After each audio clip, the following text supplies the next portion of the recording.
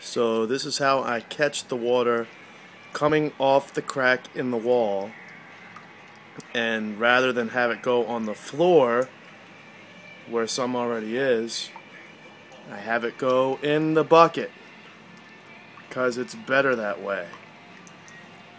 There's the crack, like the River Nile. Crack kills.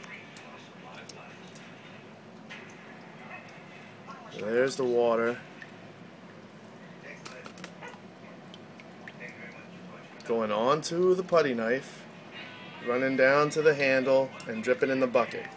And so far there's that much water that I haven't had to clean up with towels. So I'm watching reruns of Jersey Shore. Have a good night.